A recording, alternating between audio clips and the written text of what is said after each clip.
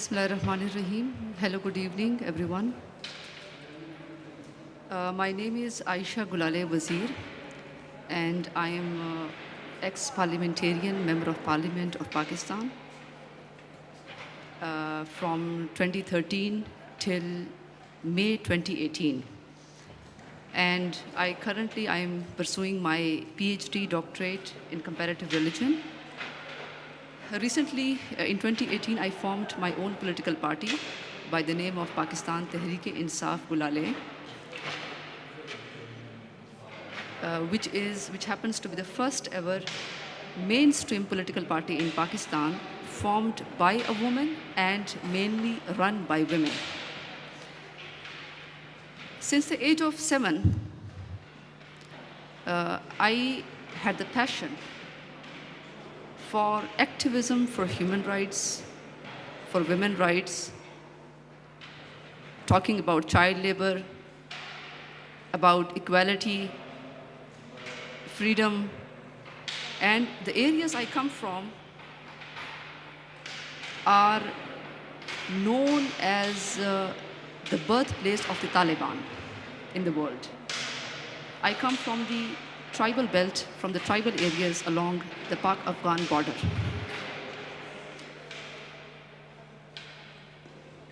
These areas are ultra-conservative, where women and girls are not even allowed to get education, go to school, get themselves treated by male doctors, let alone playing sports or going or joining politics or opting for some decision-making role in the society. But the whole credit, I think, goes to my father, who has always been a free thinker and a revolutionary man.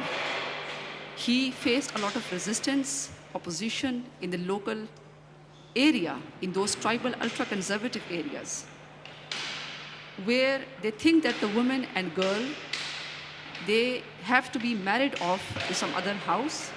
That's why you do not need to invest your energy in girls and women. This is the concept over there. But my father, he always draws his lessons from Mother Nature. He always says that why should I discriminate between my daughters and sons when a bird does not discriminate when it feeds its male child and its female child. I would go to the local tribal elders' assemblies called local jirgas, tribal jirgas, to the madrasas, to colleges, to schools, and talk about the basic issues of the areas, including freedom of expression, about the basic issues like equal human rights for everyone, including the women and girls, talking about child labor, environmental pollution, growing population, and these are the issues that we are facing. And I think that it's basically, first of all, the awareness that needs to be created. Later on, the action happens. At the age of 9, I happened to be the youngest newscaster and current affair show host, political show host in Pakistan. And at the age of 16, I became the chairperson of the Tribal Union of Journalists in those areas for the tribal belt along the Pak-Afghan border. And my sole purpose was to encourage more and more girls and women to step forward, to talk about their area's problems, about their own problems, be active in journalism, and use it as an instrument to bring about a better change for their areas. At the age of 9, I met Benazir Bhutto. I know if you are aware of Benazir Bhutto, she was the first ever female prime minister of the Muslim world. I met her at the age of 9, and she called me her daughter. And When she went into exile and she came back, I had joined her party, and when I met her during a meeting, she had tears in her eyes. Because the areas I come from, she always believed in women empowerment. And she was basically an epitome of women empowerment who believed in balance of power between men and women, and who had to face a lot of resistance and opposition at the patriarchal mindset in politics in Pakistan.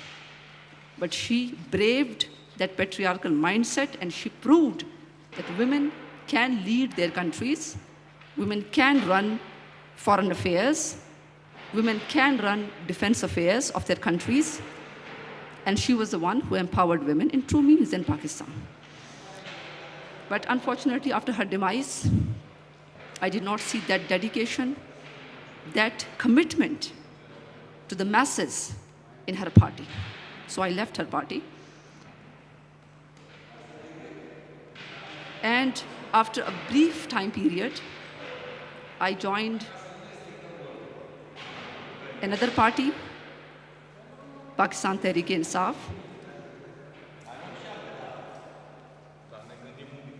In 2013, I got elected as the youngest parliamentarian and as the first ever female from South Waziristan, from the tribal belt, to the National Parliament of Pakistan. And while in the parliament, I saw that women in Pakistan were underrepresented because women constitute 53% of Pakistan's population. But they are underrepresented in the legislatures, from the top to the grassroots. And those women who were in the parliament, they did not have power. In August 2017, last year, I did a press conference to speak up about sexual harassment that I had to experience in my own party by the leader of that party. And by doing this,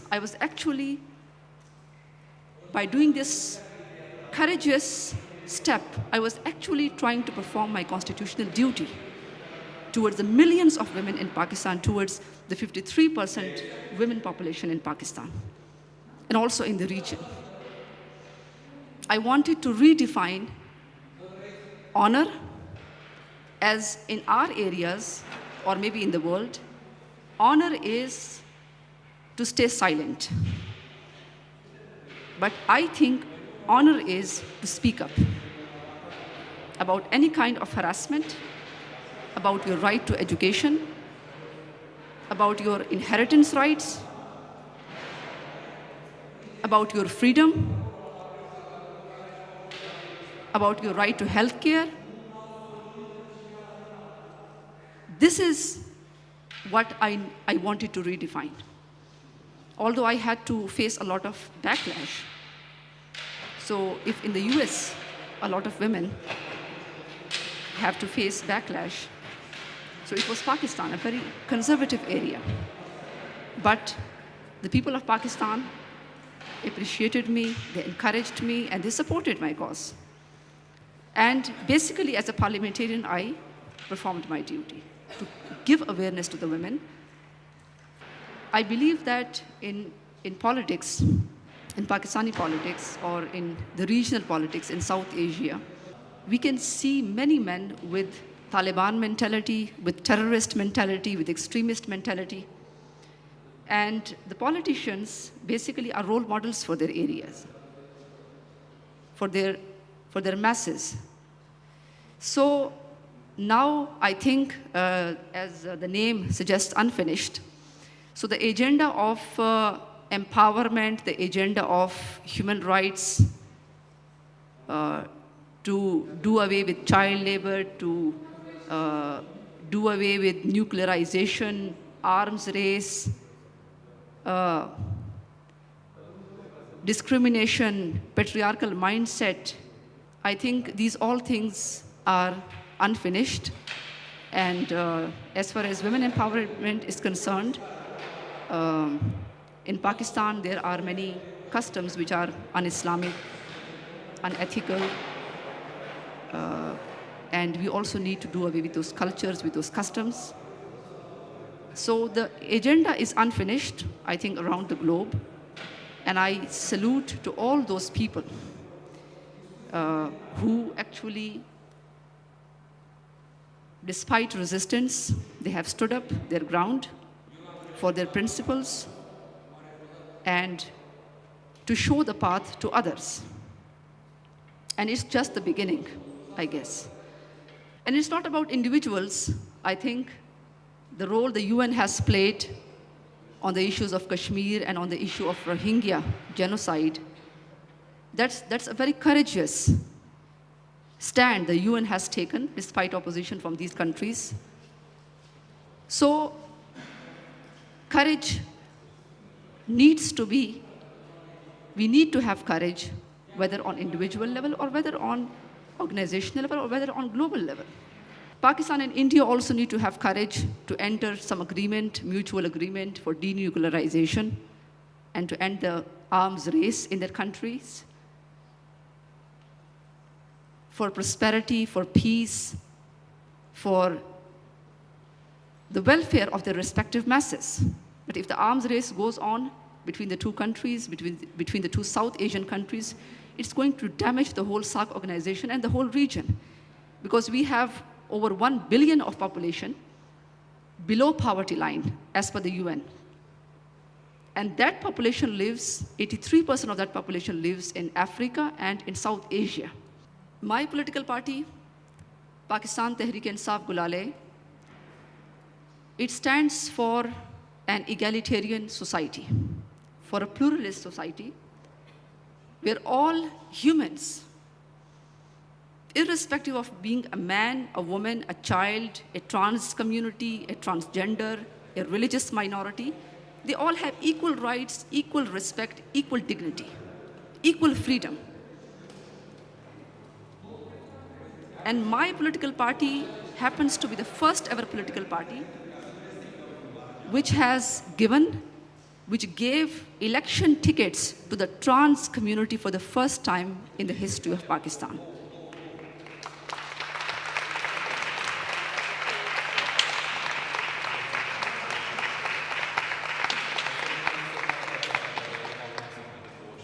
Because I want every community, every segment of the society to have its due representation in the electoral process, be it women, be it trans community, be it disabled persons or religious minorities.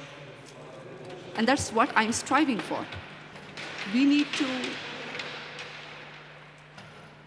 change mindset.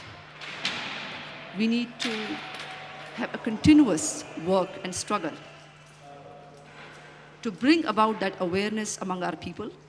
Because if we bring about that awareness among our women, among our communities who are underrepresented, who are discriminated against, for instance, religious minorities as well, who do not have freedom in most of the countries. In the West, they do have, but in most of our countries, the religious minorities, there is a lot of discrimination and persecution, I must say. So first is to give awareness, and afterwards, when they get awareness and they reach decision-making positions, they have that courage, then they would be able to change their situation in their communities.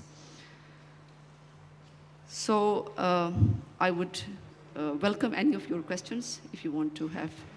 I just want to address an issue that we Romanians are facing, the problem of people leaving the country massively. So, and I think Pakistan has the same problem. What do you see in the future in this regard? What can we do? The people that remains here, what can we do to keep the people here? Thank you. I didn't get your point, like the people who are living in Romania? Yeah, they're living, they're going Migrants? to live in another countries. Uh-huh. So we have like 6 million already. Not officially. Officially, there are like 3 million, but it seems there are many more. Uh-huh. And we really have an issue about that. Okay, so thank you. Thank you for your question. Well, a lot of Pakistanis, a lot of migrants are living in your countries in Europe. And I'm thankful to the European countries that they are welcoming many war-affected, war-stricken people to their countries, welcoming them. So that removes the notion, first of all, let me say that removes the notion that the West is against the Muslims or the West is against the Eastern people. So I think it has played its a very important role in bridging the gap, to diminish this notion, and the phenomenon of clash of civilizations. We always talk about this phenomenon. So we are really thankful to the Western people, to your country, for hosting our people in their difficult and tough times. At the same time, I think that we need to empower, we need to uplift our country to that position where, first of all, we can have our own people in our countries. They do not need to migrate to other countries, and they can have their own jobs there. They can have their own places in their countries, because it's because the people are coming out because of unemployment from our countries. Most of the people, they come here without visas, and they get drowned in sea or what. So there are a lot of issues which cause deaths. But at the same time, my message to the people here is that, and I want to bring them back to my country, because we want to uplift our country to that extent that provides them so much jobs. At the same time, my message to the people here is that respect the law here, respect the citizens here, be thankful to them. And our Muslims in other countries must be thankful to the Western people. Talking against them will not help us, because it's always our political leaders who teach them to be ungrateful. You take them loans from them, and then you, when you have a failure in your policies, then you divert their attentions towards the West. So it's a very easy tactic. So our politicians actually teach them to be ungrateful, but I think the religion does not teach you to be ungrateful. So we are thankful to the Western people, and I think that our government needs to have some mechanism about to have some guideline for them to respect the country where they live, and to be constructive and to be peaceful over there. First of all, thank you very much. You've said that your father was one of the people that initially empowered you very much. And I am very sure that this whole process has been difficult and that you have encountered obstacles. And I would like to know, what made you not say that, oh, maybe another woman will do this, or maybe another woman will pass through these obstacles, maybe I don't need to do it? What was the key factor that pushed you through all this, the values, the core values, or the people that also helped you? Yeah, thank you for this important question.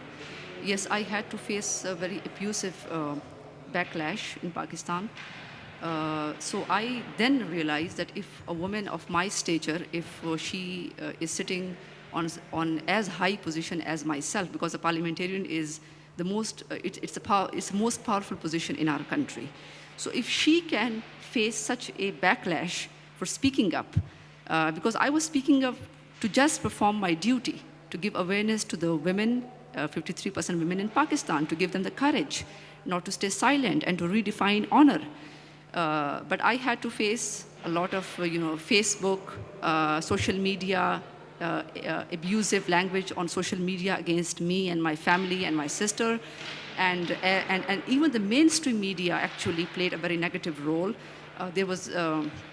They actually would call panelists to talk against me, that why she dared to speak up, and to send out a message that if someone, because it's a patriarchal mindset, and the males are everywhere, and And I think the bravery of a man is not to oppress women, it is to empower women. So, but unfortunately, that attitude was not demonstrated by our males, and they did not understand my idea and my position of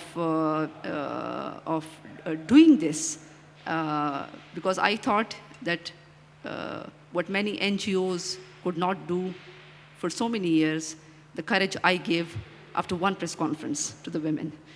And many women came out in educational institutions, in workplaces. They are facing this kind of harassment, which holds them back from playing their positive, constructive role in their societies. And that's why our countries, this is the reason for our country's downfall, that the more than 50% population does not play its role.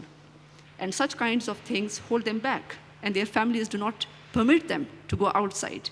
So it was very important, and they could not understand what I was doing, and they were against me. They were paid social media campaigns. And in fact, I was locked up in a room because there was security. I was locked up in a room with my family for 2 months. And on social media, they would incite, they were paid social media campaigns that would incite people to throw acid on me or to kill me, because I was the first drop, and I just showed the path to the women of courage. So that was my crime. But I stood my ground, and fortunately, that was actually the real change. And now many women, they are coming forward, and this kind of negative attitudes cannot, some people will not tolerate this kind of attitude. The women are now, they are telling everyone. So thank you for your presence here. You are quite an inspiration for all of us. Thank you. 2 questions I have for you. You say about giving courage to women, but in fact it's an act of faith, and I do think that sometimes fear kicks in. What do you do when fear kicks in?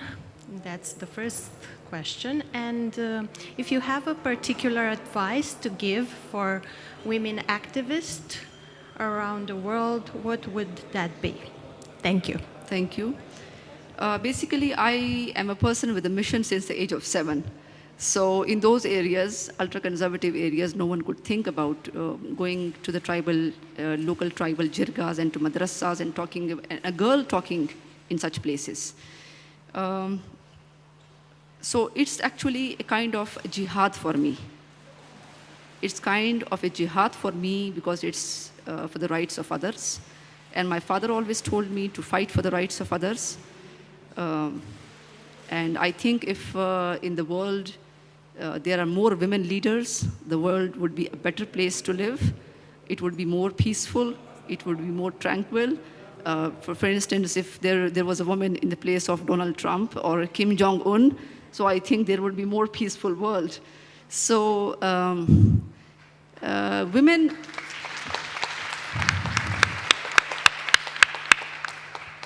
So my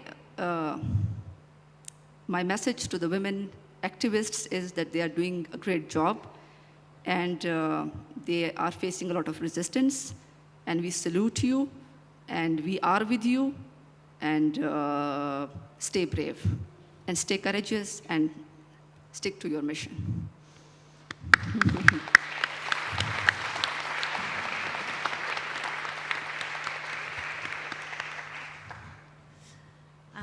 Can I ask you the question in reverse?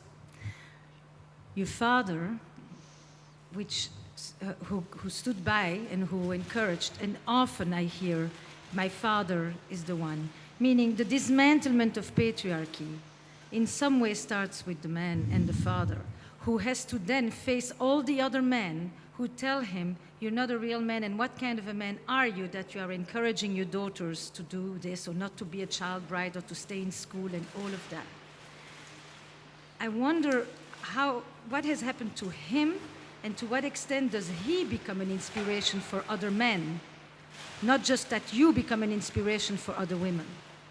You're absolutely right. Such men, as I said, that a brave man is he who empowers women, who does not fear women empowerment. And we want equal rights for men, women, and everyone. It does not mean, a feminist does not mean to only talk about women. It's about equal rights, about human rights. So basically, my father is actually an inspiration to the men of Pakistan. And he's a role model for the men of Pakistan. And many men have actually, it has changed their mindset. Because the way he stood with me during that tough time, the men, they are now thinking, rethinking about their attitude, about their behavior. And I think such men are actually the biggest change, the real change in a society. And earlier, my sister, she was a tomboy, and she wanted to play squash, and she wanted to play athletics. So it was also a very odd thing to do in the Pakhtun areas, in the Pak-Afghan border areas, and in Pakistan in general. But it was my father who allowed her to do that, because if you're doing something positive, you must not be stopped. And this is my father's concept. So I would also give this message to the men that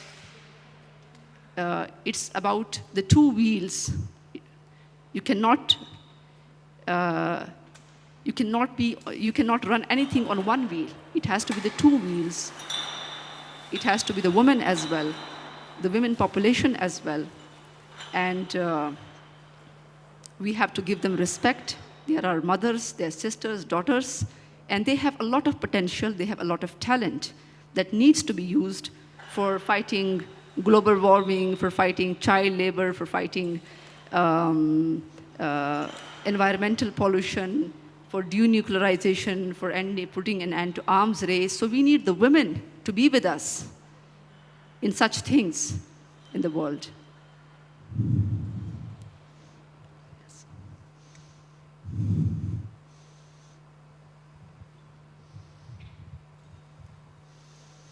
In terms of role models, you were speaking about Benazir Bhutto, and I would like to know in which percentage you believe that Benazir Bhutto was responsible or had a role in your life? Yes, thank you. She actually, I was 9 when she met me, and since I was having debate competitions in Pakistan, so she met me on that occasion, and she called me her daughter. So she was an inspiration to me because she was a woman. When I was a child, I would see her addressing huge crowds. So that inspired me, that a woman addressing a huge crowds in Pakistan. So when I told my father, I also want to talk about, and my father would actually read me a book about the UN, about the UN does this, the UN does that, peace, about environment, about education.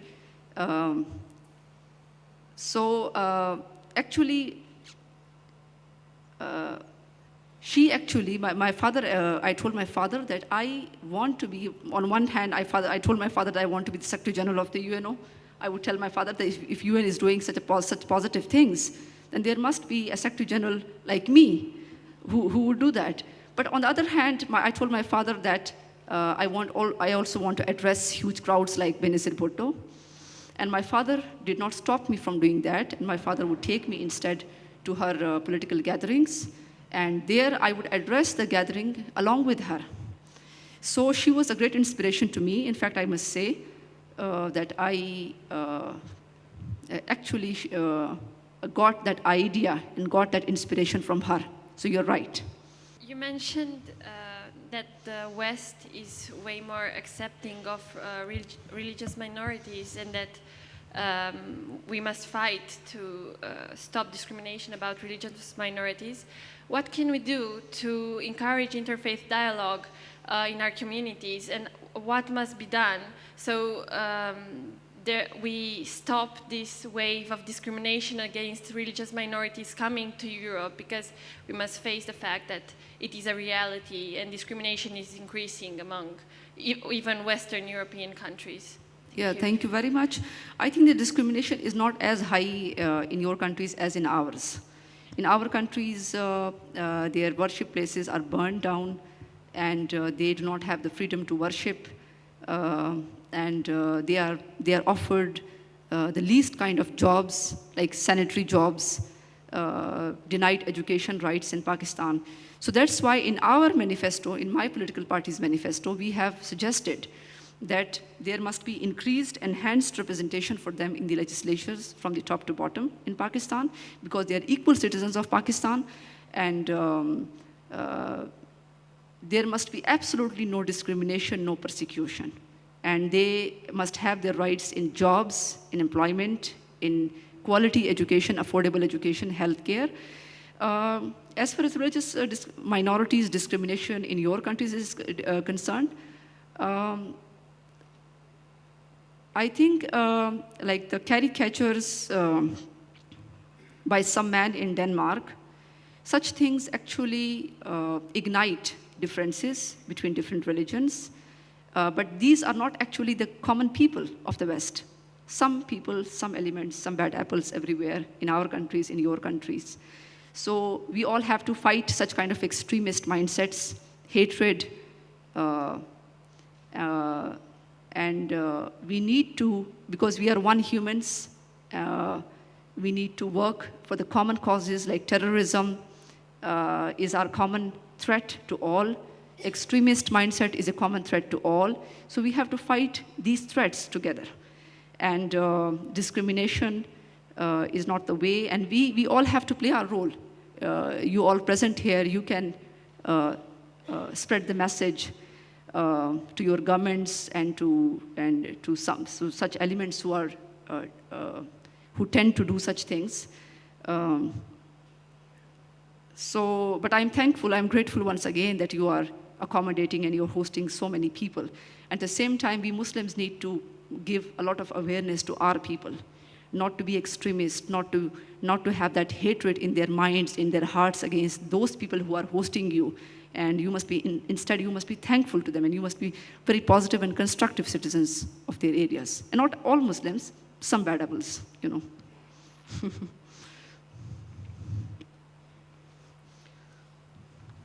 Hello. First of all, thank you for being here, and thank you for the astonishing work you've done in Pakistan. My question would be, how would you combat the extremist conservative voices that end up influencing policies?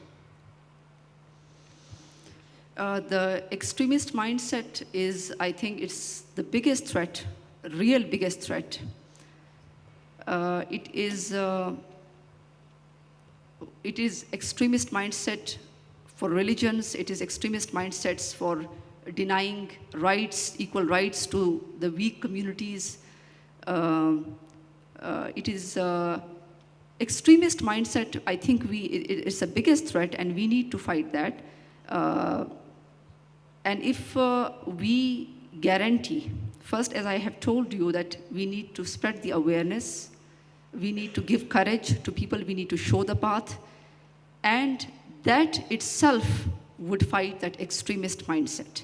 If a politician, if a leader, if the powerful people, if they have that extremist mindset, because in Pakistan, there are some people who themselves have Taliban mentality or terrorist extremist mentalities who are leaders.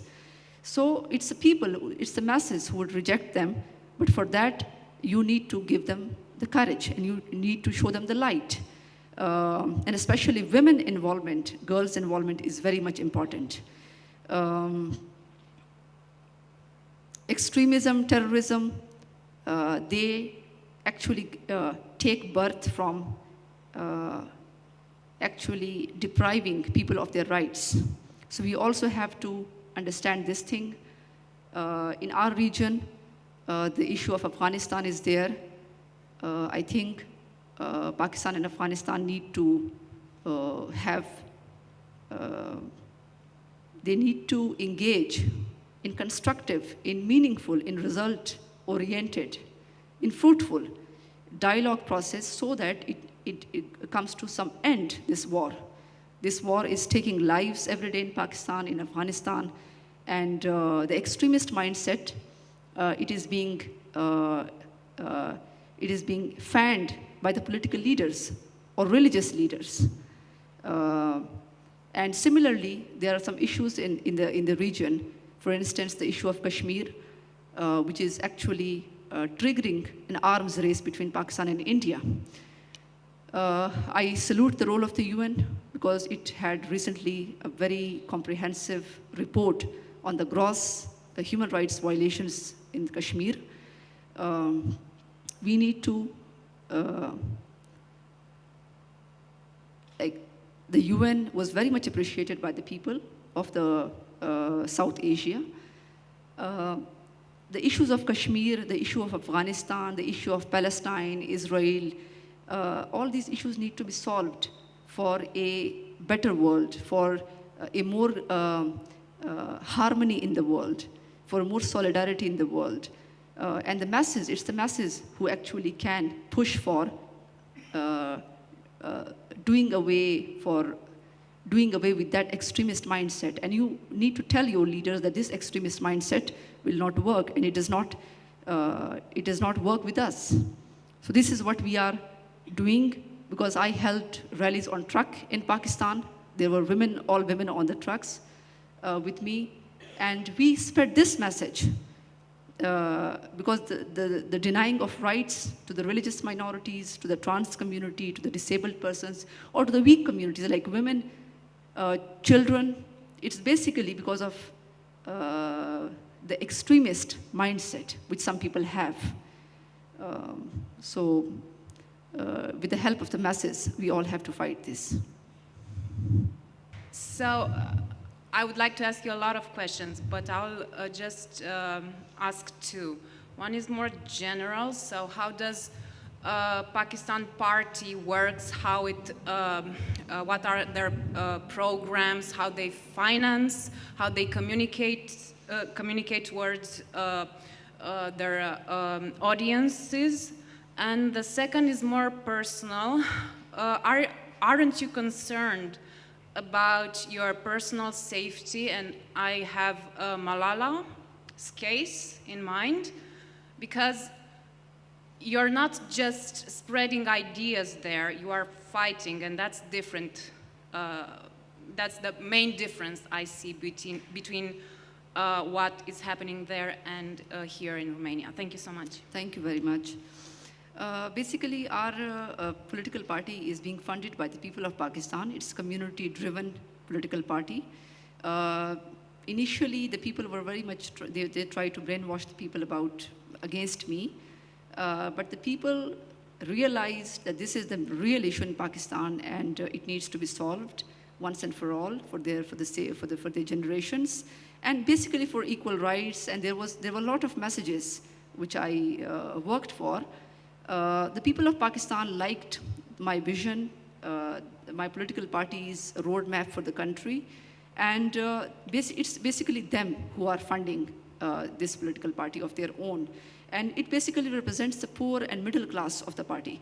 Right now we have, either we have leaders above 70 years, so they do not represent the 70% of the youth population in Pakistan, or either we have some people who represent dynastic politics, who are continuing the dynasties of their parents after their demise. So they are emerging on Pakistan's political spectrum. But the people are, thanks to social media, people are very much now aware, and they reject dynastic politics. And it's basically about the poor and middle class of the Pakistan that we represent. But at the same time, I would also like to request different international donor agencies as well, because we are working for uplifting the weak communities in Pakistan. And if they can help our political party, it would be a welcome gesture, because we are working for the betterment of humans and for the uplifting of humans. So thanks for this question. I was actually I was also thinking about this point, But I would send out a message to the donor agencies as well if they want to help this political party, which is itself a change in Pakistani politics, which has shaken stereotypes in Pakistan for its better future. So they can help us with that.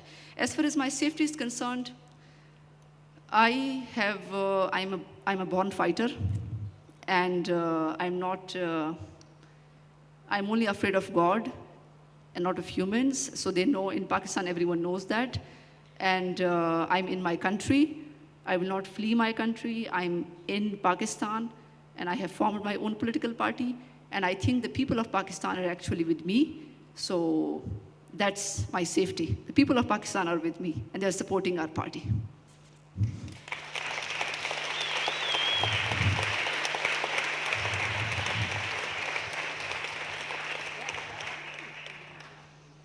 Ayesha, thank you very, very much. You are an inspiration.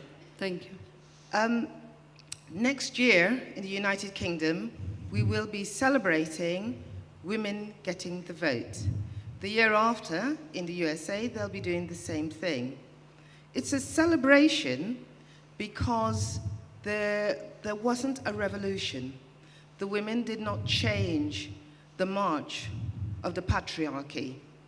And that was, you could see that expressed in the fact that the white female vote in America put Donald Trump in the White House.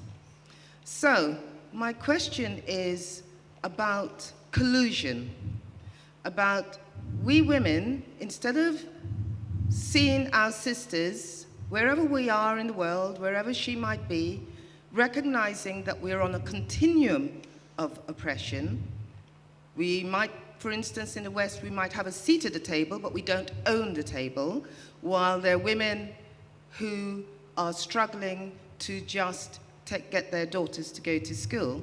How do we join up? How do we support each other rather than grab onto the little piece that we have? Thank you. Thank you for this wonderful question. I always used to tell a joke in Pakistan because it was first me who inaugurated actually the speak up about harassment and everything. Being a parliamentarian, I performed my duty. Later on, luckily enough, the Me Too and the Time's Up movements emerged in the world later on. But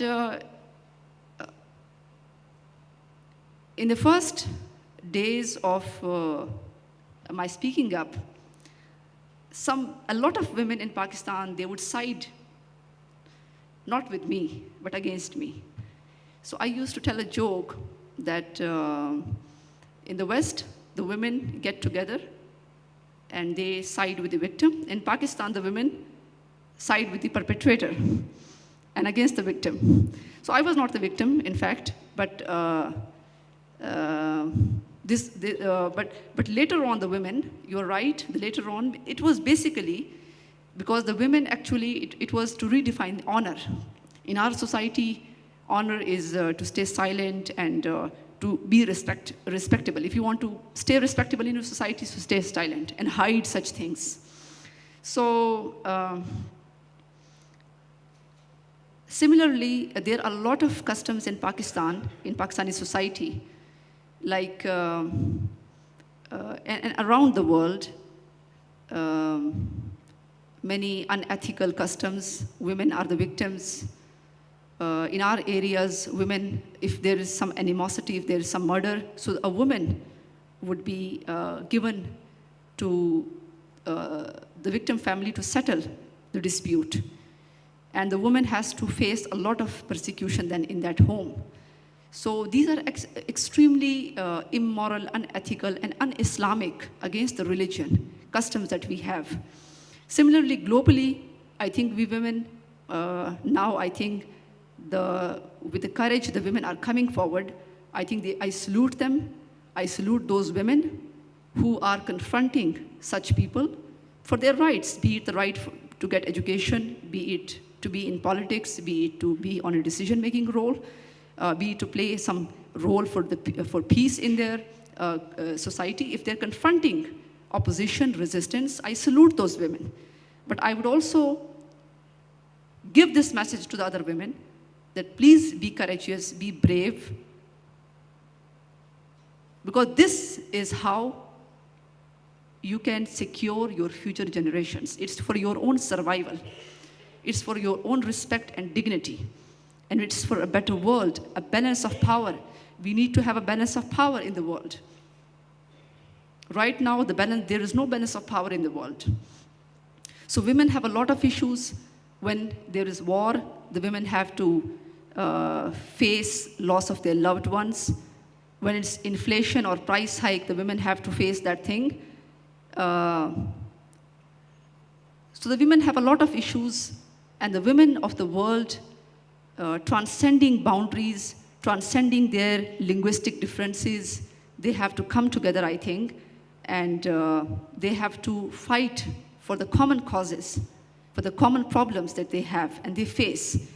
And I think it's not unfinished, it's just the beginning in the world by the women that I am seeing and I'm witnessing.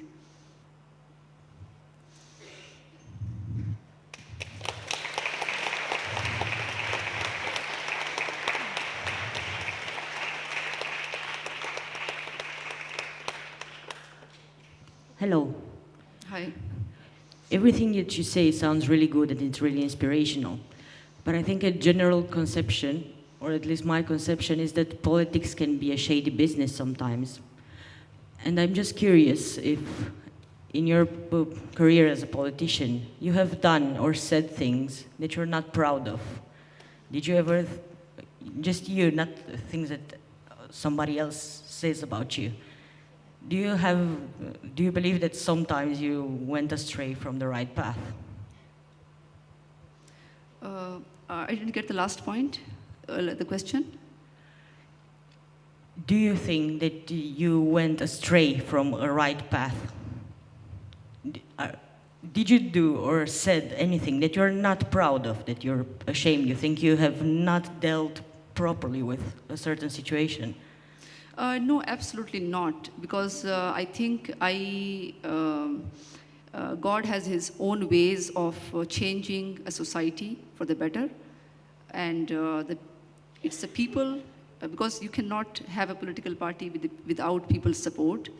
So it was earlier Benazir Bhutto who had to face a lot of resistance in Pakistan's male chauvinist society, patriarchal society. She had to face a lot of problems from the military establishment over there who did not, and by the mullahs, by the religious scholars over there. They thought that a woman cannot be a leader and a woman needs to stay at home and raise children. This is the defined role for a woman. But today, I think the West has come a long way, because some women in your societies, they stood up for struggle and they were courageous enough. But the conventional path is always not the right, I think.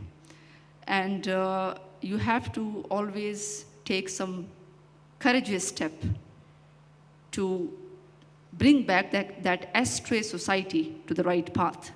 So this is what I did, and this is what the people of Pakistan actually, and in the region as well, they actually support us for.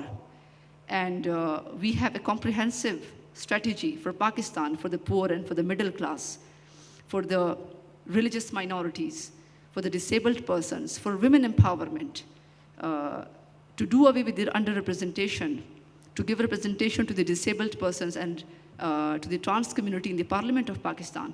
So we have quite a comprehensive agenda for Pakistan, and I don't think that we have gone astray from the right path. I think we are going to bring back the society onto the right path, because there are many customs which are anti-women customs, anti-human rights customs, persecutions of the weaker communities.